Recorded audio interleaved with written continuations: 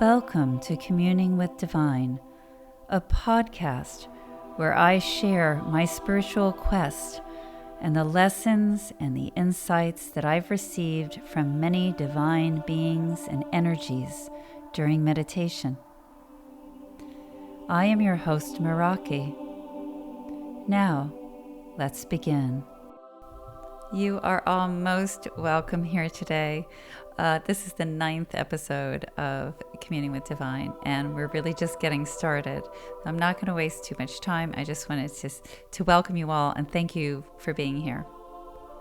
Prior to the information that I'm going to share with you, I did a healing meditation that preceded it. And again, I will record it later as a guided meditation so that all of you can benefit from the healing of that particular meditation. April 25th, 2022. I just did an amazing healing meditation that was guided by Divine. So now I'm going to do my calling in after all this other amazing work that I just did. I'm asking Divine, who was that man who came to me during my healing session? He's not my higher self. Oh, okay, he's returned. He's standing in front of me and he's wearing sandals and a very plain sort of off-white ivory-colored tunic. He says that he's a facilitator. I thought he was part of my higher self because it was my higher self who called him in. Did I understand that correctly? Okay, so he came in through my higher self and he is a facilitator. He's explaining that he can help with things that are very blocked and stuck, especially when there is a deep transmutation of energy that's required. He says that sometimes we need to understand what the issues are in order to begin the process of transmutation and releasing. In other words, we need help to figure out what needs to be forgiven and where to use the tools of transmutation and healing. The facilitator is talking about the importance of approaching these issues with the innocence of a child instead of the perceived knowledge of ego. We need to ask questions such as, what is this issue? Why is this happening? What is the lesson? What is the message? That kind of thing, but without preconceived ideas or expectations of what the answers should be, or what we want the answers to be. If we direct and try to control, then we cannot discover truth. We have to, as he's saying, approach with the innocence and the open mind of a child. I was having a hard time discovering things myself because once I got a little insight and I started to delve into all of it, I was like, wait a minute, this leads to this, and this leads to this. And I was struggling to follow the string and to unknot it. So in order to help me move forward and continue my forward momentum, my higher self called in this facilitator who's speaking to me now. And this facilitator came in and helped me to unravel this tangled ball of string. He walked me through my labyrinth of confusion and pain, of trauma. It was really, really powerful, and it was really effective. So I'm thanking him, and I'm asking if this lovely facilitator has a name. Sometimes I won't get a name, but I'm just going to sit here for a minute and connect with him and see what happens. Okay, wow. He is not as I initially perceived him at all. He is magnificent. He's like a seraphim. He says that he couldn't present himself truly as he is initially because I would have been too bedazzled by him to focus on the work I needed to do. I don't know how to describe him in his true state. He's unbelievable. Massive wings, absolutely massive, and he is so bright. He has so many eyes. Obviously, this is a symbolic representation of his energy. It's not how he really is. The eyes represent that he sees all and that he sees deeply. This is what allows him to facilitate. I'm saying him, but he's really not a him. I'm just picking up a bit more male energy, more masculine energy than feminine. But there's a lot of feminine energy present within him as well. There's a lot of healing ability within this facilitator. He reminds me strangely of a beautiful moth. Now, I know that might seem like a strange thing to say because most people don't consider moths to be beautiful, and many moths are plain. But The moths that are beautiful are absolutely breathtaking, with so many colors and sometimes what looks like a lot of eyes on their wings. That's what I'm talking about. Well, I think so anyway. So thank you so much from the bottom of my heart for helping me. I'm very humbled. He says you're welcome, and he's assuring me that he is always here. He's always present. If I think of him, then he will come to me. He says that he stands with me always. Goddess Aletheia is coming forward. She says, now you can see truth within you. She's explaining that we become so used to the distortions that it's hard for us to even see that they are distortions. It's hard for us to see truth. There are many, many layers that obscure our vision, but truth is there, waiting to be recognized. The process of asking the questions innocently, like a child, is what allows us to loosen up the layers. What I'm being shown is that instead of tightly packed layers, they begin to loosen up a bit and separate. This allows the light to shine in between them, almost like airflow, but it's light.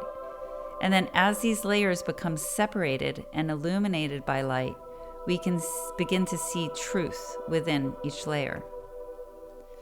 The goddess is explaining that the questioning I did was innocent. The asking for help was innocent. Sending forgiveness out was innocent. And asking for the transmutation of energy, karma, and pain bodies was innocent. My energy is a form of innocence. So by doing this work in this way, I honored my energy. And by honoring my energy and approaching as a child would, I allowed the divine and the universe to help me. She says that when you come from a place of innocence and you open up to truth, then truth will prevail. Divine prevails. The light prevails. The goddess Aletheia is explaining that the problem with a lot of the misbeliefs that we carry with us and accept is that there are small truths woven through them, and yet they are not truth. But we feel the small truths, even though they are misrepresented. We feel these small truths, and we lower our defenses and accept the misbeliefs as truth, which they are not. So we need to be aware of this. Mother Universe has come forward, and she's saying that now that I have done this healing and removed my resistance, she can work with me more effectively, and we can move forward more quickly. Big leaps forward. She's showing me big leaps forward. She's showing me, like, you know when you see these people and they're like pulling trains or they're pulling airplanes and they have the plane or the train or the really heavy thing strapped to them and they're struggling to just take one step forward? They can make forward progress, but it's painful and it's hard and it's really slow. And she's showing me that this is what I was doing, and that now that I've released this, I can fly forward with ease. Like a child running through a field, happy chasing the sun, chasing the stars, chasing butterflies. That's what she's showing me, these visions, that kind of freedom, and feeling everything, the grass, the sun, all of these things, instead of the pain and the resistance of trying to drag something along that was never mine. It's beautiful. The freedom is beautiful. The field is beautiful. The now is beautiful. Thank you, Mother. I'm so happy. She says, we are proud of you. Source is with me now. I'm thanking them so much for all the healing that I received today. Yes, I see that now. I see that yesterday was a preparation for today. They're explaining that this is why they gave me so much energy, why they filled the membrane of my orb within the universe that I sit in with their energy and with their light. That's why all that happened. It was all about this moment. Thank you so much for everything. April 27th, 2022. I am in the void in the very limited way that I'm able to be here. Sitting within it, but not merging with it. I don't lose my sense of self. I don't have the ability to do that yet. But I can still get very much from being here in this way. Jesus is with me. He's explaining that I can come into the void, and in the void I will find peace, serenity, and stillness, that it's okay that I don't lose myself or merge with it. As I sit in the void, I'm shown two things, and Jesus is trying to explain them to me. I can access the void from my third eye because it exists within my third eye. I'm not sure if my third eye acts as a gateway or a pathway to easily and to quickly access it, or if the void itself exists within my third eye. But I do understand that this is a way that is available to me to enter the void. The second thing is that I can see the space, the large amount of space between the light, the subparticles of light that are what come together to create the light. Jesus is explaining that it is the same way with the light particles that make up the energy that we call our soul. Between the light particles of my soul, there are actually spaces, and within those spaces, the void exists or is present. So within the void, there is space between and around the subparticles of light. These light particles are what came together to create the light as we know it.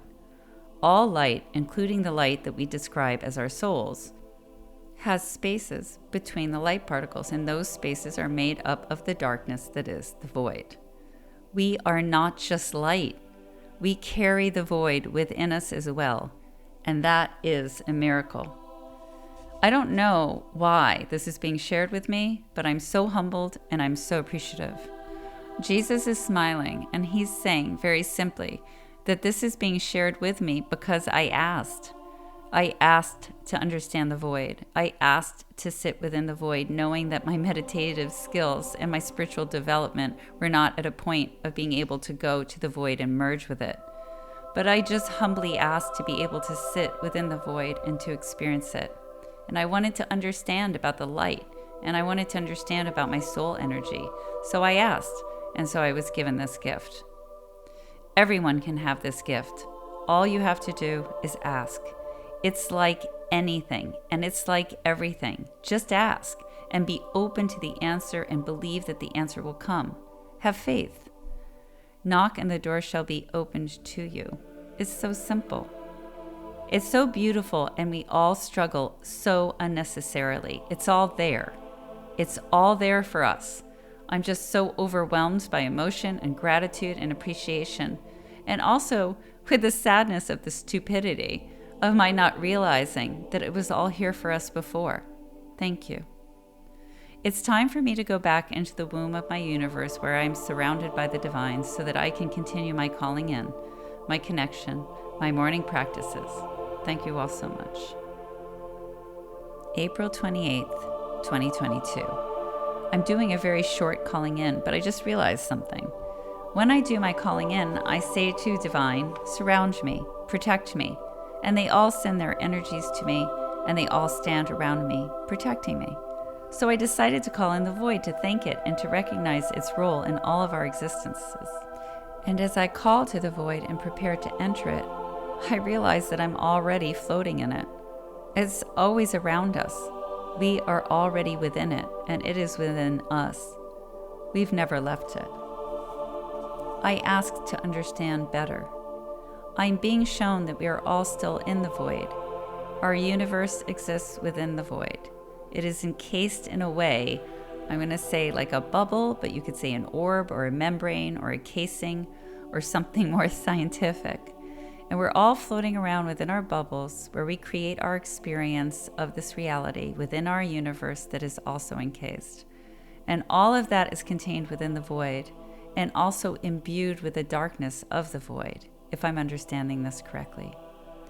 Our universe has not left the void, and our universe is not devoid of its energy.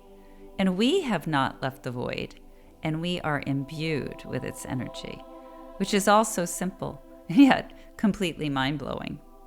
I'm also understanding that there is no time in the void. The void just is. And all that is contained within it and imbued with its energy, the energy that is a part of us, also has no time.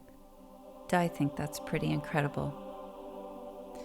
May 2nd, 2022, I'm speaking with Mother Universe. She's explaining that it's virtually impossible for us as humans not to form attachments to outcomes virtually every minute of every day. She's giving a basic example. She's saying that even when we just speak to someone and tell something to someone else, we have an attachment to the outcome of their response. And if they react or respond to us in a way that isn't what we expect, we feel sadness or shock, confusion or anger. We all have these reactions that spring from an attachment to our expectation of the response we are going to receive. Some of us are very zen, but for the most part, we don't say, oh, okay, that wasn't, what I expected, but whatever. Again, some of us can stay zen, and there are people who are not attached to the outcomes, but they are rare. And being unattached to outcomes can take a lot of self-awareness if it doesn't come naturally to us. Mother Universe is now explaining that one of the issues we face is the level of our attachment. So let's say I open a door for someone and they just pass by without any acknowledgement or saying thank you. My level of attachment to the outcome hopefully is very low, versus saying to someone, let's say, I love you, and they laugh in your face when you expect them to return your affection. She is saying the mind is tricky. The mind is tricky. What I think that I'm understanding is that we put up parameters or rules for ourselves because we have certain goals that we want to achieve. So deciding things like, I will not form attachments to material things, or I will trust the universe, I will trust the divine, things like that. And at first, the mind respects this while it waits to, I'm being shown this as a representative picture. So I'm going to describe what I'm being shown.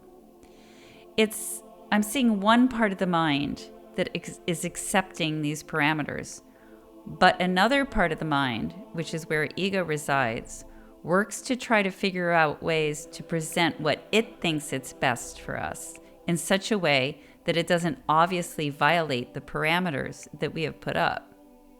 And we fall for it, sometimes slowly, sometimes hard and fast. It's so tricky because that part of our mind makes it hard to spot the ruse that is slowly developing when it's within our own thoughts. And I think this is what I'm understanding. Mother Universe keeps going back to a saying that I heard a long time ago. Darkness can cloak itself in light. She's saying, be aware of this. Be vigilant. And what I'm understanding is that your ego, our egos, will sit back and be good for a little while, or so you think. And this lulls you into a false sense of trust, and you lower your defenses. But what ego is really doing is something like this, thinking, how can I get what I want, what I think is best? How can I sidestep her parameters and her desire to work with divine for her highest good when I know that I know better than divine and I should be in control? And by the way, what's all this your will, not mine crap? Because ego is all about itself and all about having control.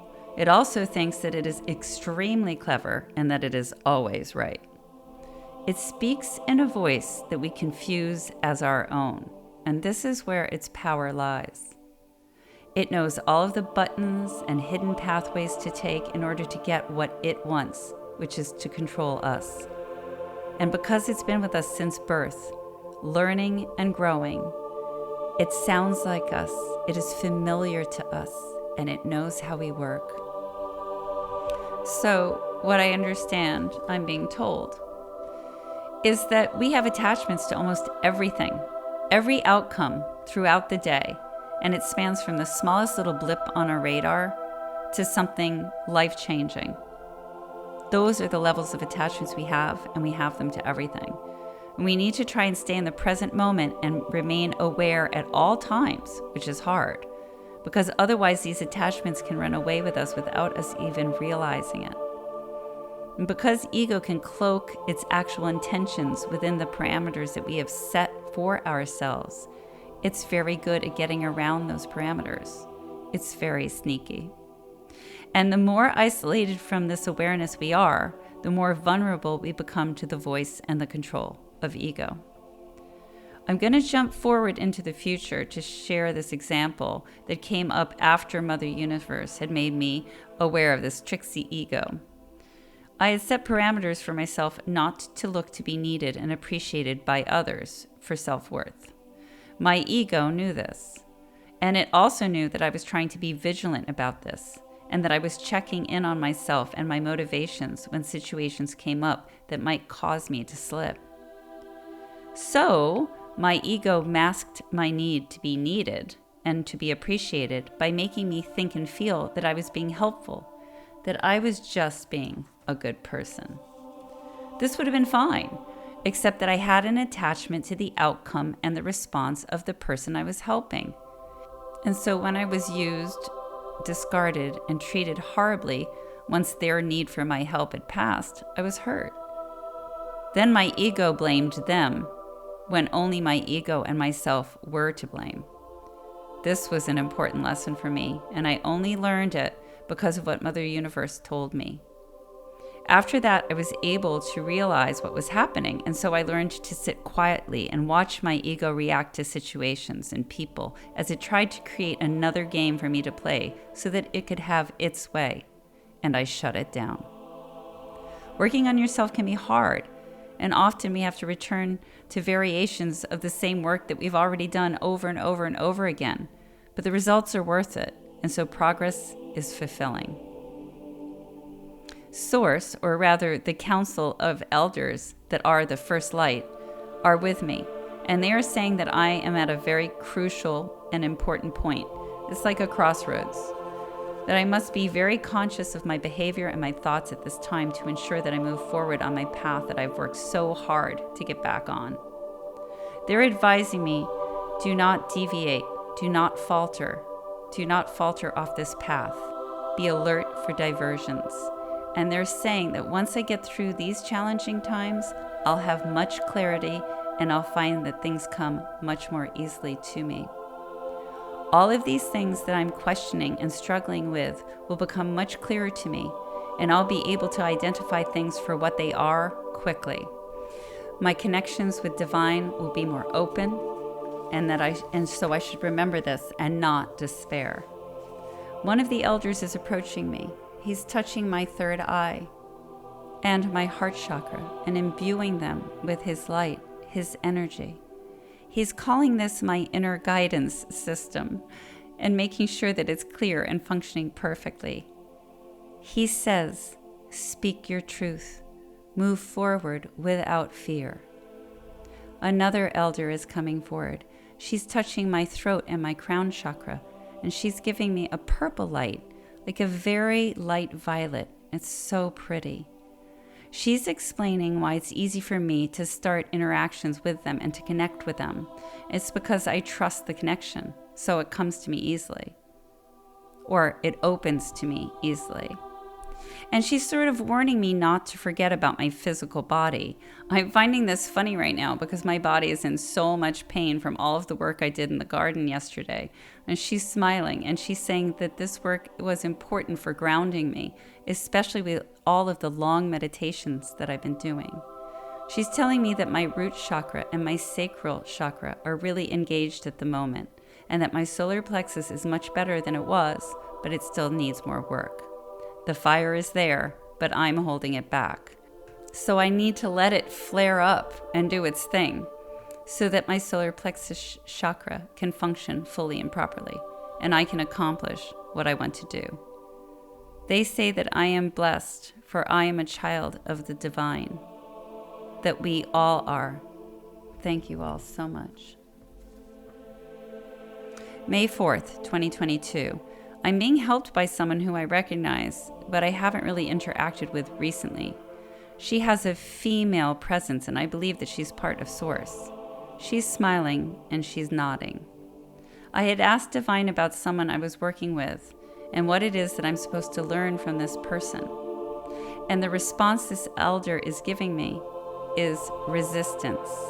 She's explaining that while I'm very good at seeing resistance in others and understanding the source of that resistance in others, I have to work on this skill as it applies to myself. So I just asked for help with this so I can release it, and because obviously under the resistance is fear. I'm being asked to think back when I was younger, when I worked in New York City in a fast-paced and highly demanding job. I had fear, and it held me back. I accomplished a huge amount of things, but the fear that I wasn't good enough held me back. I guess we would call that imposter syndrome now. And yet the proof of my abilities and my competence was evident in that with each completed assignment or challenge came higher levels of more complex and confidential responsibilities. I aced my job. So the data showed that I was more than competent, and yet I didn't trust the evidence or the data that supported that I had abilities and I was good at what I did. I listened to the inner voice of fear and of doubt. And these fears are holding me back now, holding me back from doing what I want to do. And this beautiful elder is explaining to me that I don't have to know everything, and I don't have to be the best at everything.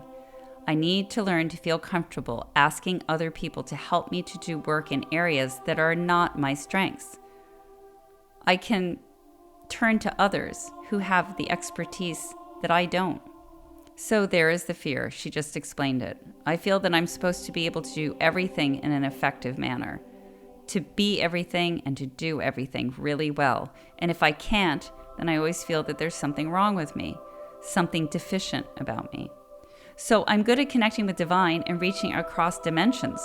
I find that easy, but I'm not good at setting up websites, and that's okay. It doesn't mean that I'm incompetent or an idiotic waste of space. This fear comes from not being good at certain things when I was a child and then being shamed for it. Not being an academic, for example. Not being good at math, or clearly not good at science. Things like that. And then the things that I was good at, that I excelled at, were not seen as valuable within my family. Most people are not good at everything. She's reminding me of something that my dad said years ago when we were talking about the best presidents. He said that the best presidents were not necessarily the smartest people, but that the best presidents were savvy enough to hire the smartest people, those who were at the top of their fields, and then they had the good sense to listen to the advice these experts gave them. She's telling me that I am good at a lot of things that I need to be good at, and that I should not concern myself with the other things. I should just turn to people for help. I'm thanking her, and she says that I'm welcome, but that I need to deal with that fear. I need to find it, I need to root it out, and I need to release it. May 5th, 2022. I've called in the mighty ones, and they're going to help me today, because my dad came in earlier when I was doing my meditation and told me that I need to deal with an ancestral pain body that has been reinforced through many generations. This pain body is one of accepting mistreatment, lack of appreciation and respect, and accepting abusive behavior, but still giving all. Apparently, the time to deal with this ancestral pain body has come. My dad is saying, don't fear the pain body. Deal with, transmute it, release it. Do that so that you may be free. Thanks, Dad. He's going to help too, because this specific pain body came to me through his ancestral line. My higher self is speaking with me. My higher self says, what your father says is correct. My higher self is explaining that this is a very crucial point for me, that I've dealt with a lot of pain bodies already and I have made a lot of progress. But this particular pain body is extremely entrenched. So what this pain body has been doing is that it has been stepping out of my energy field and remaining dormant for long periods of time. And then, okay, hang on. I'm being shown that I had done a lot of work many years ago, around the year 2009, that protected me from the influences of this particular pain body. But the work wasn't completed. And then certain situations in my life made me vulnerable to the influences of this pain body again. And it regained entry into my energy field. It's affecting me, and it has been for a while, and so it needs to be dealt with immediately and completely. My higher self says that I can call forth that specific pain body, that I can deal with it and transmute it. But I have to recognize that even if I do that, I need to follow it up with action, applied action, every time I face a situation where this pattern of submissiveness and abuse reoccurs, I need to be aware of it and I need to take action, not to give in to it. Because if I don't, then this pain body may return to me. It may reform. It may regenerate. I'm asking how that's possible. If I transmute the pain body, how can it reform? My higher self is explaining to me that I might protect a minute part of this pain body without realizing it. And the reason I might do this is because I'm so used to its presence. It is so familiar to me, and the pattern of behavior that it encourages and the situations that it encourages have been part of my ancestral line for a very long time and part of my life always. And because this doing for others despite poor treatment did define who I was in many ways, I may allow a bit of this pain body's energy to remain with me. And from this tiny spark of existence, it can regenerate. He says that this is not uncommon and that all of us should be aware of this, that we should keep in mind that the energy work is important, but so is the physical action in this plane of existence. We have to remain aware and vigilant so as not to allow the influence and the patterns to reemerge in our lives, because that may allow any residual energy from an old pain body to grow again. The goddess Aletheia is speaking. She's reinforcing what my higher self has said. She is saying, this is truth. This is truth. I can do this. I will have no fear. She is with me. She is truth, and she is with me. The goddess Aletheia is saying there is no need for fear. The pain body is an illusion that has been given life. It is a thought that was given life many, many generations ago. This is all that it is and nothing more. I feel pressure in my throat. I know what it is. It's the pain body, and it doesn't want me to transmute it. She's advising me to ask her to surround me with her energy. She says, I am truth. I am the light of truth through which fear cannot pass, for my light illuminates the fear. I dissolve fear, I repel it, for fear is the opposite of truth, and it cannot stand where I shine. I am protected. I see her all around me, her beautiful shimmering light. Now I can safely remove and transmute this pain body with all of their help. Mother Universe is also here, standing in front of me. She's going to do this with me as well. Mother Universe, I ask you most humbly to help to transmute this pain body, to help me to speak my truth, and to ensure that I stay on a forward path for my highest good. Help me to do what I need to do, to speak the words that I must speak, and to take the action that I must take. Please, Mother, thank you. I am watching this from two perspectives. I am within my body, and I'm also standing outside of myself watching the process. I have all of the amazing light of truth around me, and now Mother Universe beams her beautiful energy at me. I watch and I feel. I can feel the pain body moving. I put my head back and the pain body comes out from my body. It's screaming. As it leaves my body, it's instantly transmuted by the light of truth and by Mother Universe. I've never seen anything like this. I don't have words to describe how incredible and how powerful this was. Mother Universe says that I have a very limited understanding of what their abilities and their powers are. I thank them. I thank all of them. And I ask them to never allow me to let this pain body back, to never let me falter. Mother Universe responds, you will not falter again, child, as long as you remain present. She continues. She says, you fear that you will falter. I do. I guess this fear can open me up to that which I fear. So she's going to heal me. The fear is sitting between my heart and my solar plexus, and it is attached to both those chakras. She reaches in and pulls it out. It is nasty looking. It's a small, screaming, black, nasty little thing. Mother Universe is asking me what I want to do. I want to be free of it. I want it to be transmuted into light, into truth, and for me to be free of it. She says, it is done. Now she's asking how I feel. I feel that I will not falter. I am the I am. I will not falter. Thank you for that. She's hugging me. She knows I need a hug. Thank you, Mother. And I have to tell you, that was disgusting. The source, again, the elders, the first light, are coming down to stand around me. They are doing this at this time because I need it. This is an important time for me. Their presence and their energy are healing me. I am truly blessed, and I am deeply grateful. I want to thank you all again for listening. I hope you found this interesting, and I hope that you will join me for the next episode, episode 10. Thank you very much, and have a really great day.